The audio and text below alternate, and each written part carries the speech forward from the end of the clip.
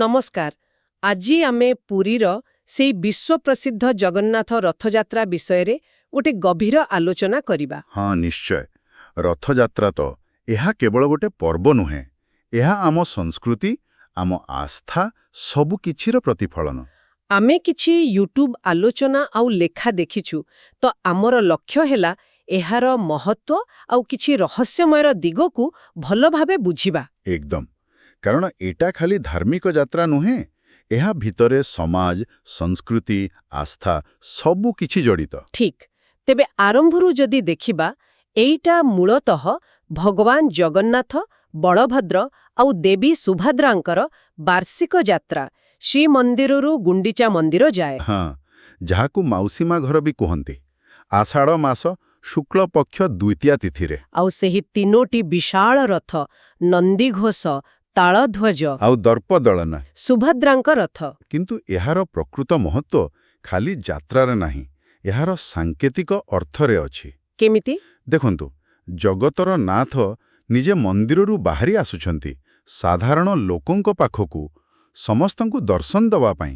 ଏଇଟା ଗୋଟେ ବଡ଼ କଥା। ହଁ, ଏଇଟା ତ ଭଗବାନ ଆଉ ଭକ୍ତଙ୍କ ମିଳନର ସମୟ। ଆଉ ସେଇ ପ୍ରତୀକ ଭିତରେ ଗୋଟେ ବହୁତ ଚର୍ଚ୍ଚିତ କଥା ହେଲା ଛେରା ପହଁରା। ହଁ, ସେଟା ବିଷୟରେ କିଛି କହିବେ? ଆରେ ବାଃ, ସେଇଟା ତ ବହୁତ ଗୁରୁତ୍ୱପୂର୍ଣ୍ଣ। ଭାବନ୍ତୁ ଟିକେ, ପୁରୀର ଗଜପତି ମହାରାଜା, ରାଜ୍ୟର ସର୍ବୋଚ୍ଚ ଶାସକ ଭାବେ ଗଣାଯାଉଥିବା ବ୍ୟକ୍ତି, ହଁ।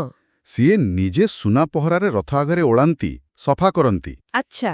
ଏଇଟା କ'ଣ ଦେଖାଉଛି ଯେ ଭଗବାନଙ୍କ ଆଗରେ ସମସ୍ତେ ସମାନ, କେହି ରାଜା ନାହିଁ, କେହି ପ୍ରଜା ନାହିଁ, ସମସ୍ତେ ସେବକ।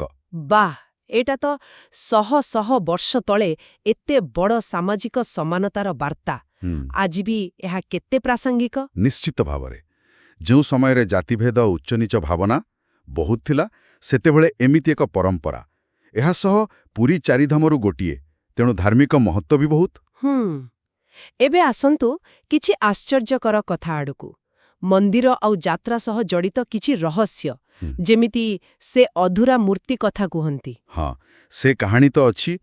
ବିଶ୍ୱକର୍ମା ଗଢ଼ୁଥିଲେ, ଆଉ ରାଣୀ ଗୁଣ୍ଡିଚାଙ୍କ ଅଧୈର୍ଯ୍ୟ ଯୋଗୁଁ କାମ ଅଧା ରହିଗଲା ବୋଲି କୁହାଯାଏ। ସେଇଟା ଗୋଟେ କଥା। ଆହୁରି ବି ଅଛି, ଯେମିତି ମନ୍ଦିର ଚୂଡ଼ାରେ ଯୋଉ ପତିତପାବନ ବାନା ଅଛି, ସେଇଟା କୁଆଡ଼େ ସବୁବେଳେ ପବନର ବିପରୀତ ଦିଗରେ ଉଡ଼େ। ଏମିତି କେମିତି ସମ୍ଭବ?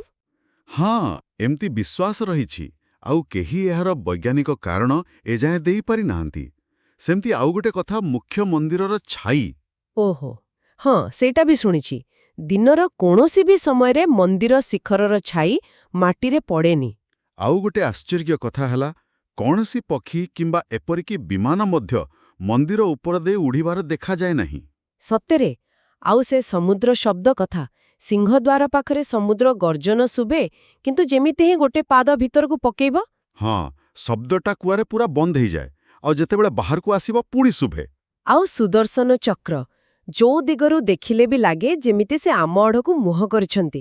ଏସବୁ ମାନେ କେମିତି ହୁଏ? ଏସବୁ ଆସ୍ଥା ଆଉ ଅନୁଭୂତିର କଥା। ବହୁତ ଲୋକ ଏହା ଅନୁଭବ କରିଛନ୍ତି। ଏହା ସହ ଆଉ ଗୋଟେ ଚମତ୍କାର କଥା ହେଲା ରୋଷେଇ ଘରର, ମାନେ ମହାପ୍ରସାଦ। ହଁ, ମହାପ୍ରସାଦ। ସେଇଟା ତ ଅଦ୍ଭୁତ। 7ଟା ହାଣ୍ଡି ଗୋଟେ ଉପରେ ଗୋଟେ ରଖି ରୋଷେଇ କରାଯାଏ। ଆଉ ସବୁଠୁ ଉପର ହାଣ୍ଡିର ପ୍ରସାଦ ଆଗେ ସିଝିଯାଏ। ଆଉ ଯେତେ ଲକ୍ଷ ଲୋକ ଆସିଲେ ବି କୁଆଡ଼େ କେବେ କମ୍ ପଡ଼େନି। ଏଟା ପରିଚାଳନା ନା ଆଉ କିଛି? ସେଇଟା ଗୋଟେ ବିସ୍ମୟ। ପରିଚାଳନାର କୌଶଳ ହେଉ ବା ଭଗବାନଙ୍କର ଇଚ୍ଛା, ଏହା ଏକ ଚମତ୍କାର। ଏତେ ସବୁ ରହସ୍ୟ ଭିତରେ ରଥଯାତ୍ରାର ବିଶେଷ ଅନୁଷ୍ଠାନଗୁଡ଼ିକ ବି ତ ଅଛି, ଯେମିତି ସ୍ନାନଯାତ୍ରା। ହଁ, ରଥଯାତ୍ରାର ଠିକ୍ 18 ଦିନ ଆଗରୁ, ଜ୍ୟେଷ୍ଠ ପୂର୍ଣ୍ଣିମାରେ, ଦେବସ୍ନାନ ପୂର୍ଣ୍ଣିମା, ସେଦିନ ଭଗବାନଙ୍କୁ 108 ଗୋରା ପାଣିରେ ସ୍ନାନ କରାଯାଏ। ତାପରେ ସେମାନେ ଅସୁସ୍ଥ ହୋଇପଡ଼ନ୍ତି ନା, ଆଉ ଅଣସରରେ ରହନ୍ତି? ହଁ, 15 ଦିନ ପାଇଁ ଅଣସର। ସେତେବେଳେ ଦର୍ଶନ ବନ୍ଦ। ତାପରେ ନବଜୀବନ ଦର୍ଶନ, ଆଉ ତା ପରଦିନ ରଥଯାତ୍ରା। ଆଉ ଯାତ୍ରା ସମୟରେ ଗୋଟେ ଦିନ ଅଛି, ହେରା ପଞ୍ଚମୀ। ହଁ, ଯାତ୍ରାର ଚତୁର୍ଥ ଦିନ। ଏଇଟା ବଡ଼ ମଜାଦାର। ଦେବୀ ଲକ୍ଷ୍ମୀ ଋଷି କରି ଗୁଣ୍ଡିଚା ମନ୍ଦିର ଯାଆନ୍ତି ଜଗନ୍ନାଥଙ୍କୁ ଖୋଜିବାକୁ। ଏକ ମାନବୀୟ ଲୀଳା। ଆଉ ତାପରେ 8 ଦିନ ପରେ ବାହୁଡ଼ା ଯାତ୍ରା, ମାନେ ଘରକୁ ଫେରିବା। ଠିକ୍, ଗୁଣ୍ଡିଚା ମନ୍ଦିରରୁ ଶ୍ରୀମନ୍ଦିରକୁ ଫେରନ୍ତି। ଏଇଟା ଦେବଶୟନୀ ଏକାଦଶୀ ପୂର୍ବରୁ ହୁଏ। ଏହାପରେ ଚତୁର୍ମାସ୍ୟ ବ୍ରତ ଆରମ୍ଭ ହୁଏ। କିନ୍ତୁ ଏସବୁ ବାର୍ଷିକ ଅନୁଷ୍ଠାନ। ଗୋଟେ ଆହୁରି ବଡ଼, ଆହୁରି ଗୁରୁତ୍ୱପୂର୍ଣ୍ଣ ଅନୁଷ୍ଠାନ ବି ଅଛି, ଯାହା ବହୁ ବର୍ଷରେ ଥରେ ହୁଏ। ହଁ, ଆପଣ ନବକଳେବର କଥା କହୁଛନ୍ତି, ଯାହା ପ୍ରତି 8, 12 ବା ବେଳେବେଳେ 19 ବର୍ଷରେ ଥରେ ପଡ଼େ, ଯେତେବେଳେ ଅଧିକ ମାସ ବା ମଳ ମାସ ପଡ଼େ। ଏଟା କଣ? ଏଥିରେ କଣ ହୁଏ? ଏଟା ହେଉଛି ଭଗବାନଙ୍କର ନୂତନ ଶରୀର ଧାରଣ।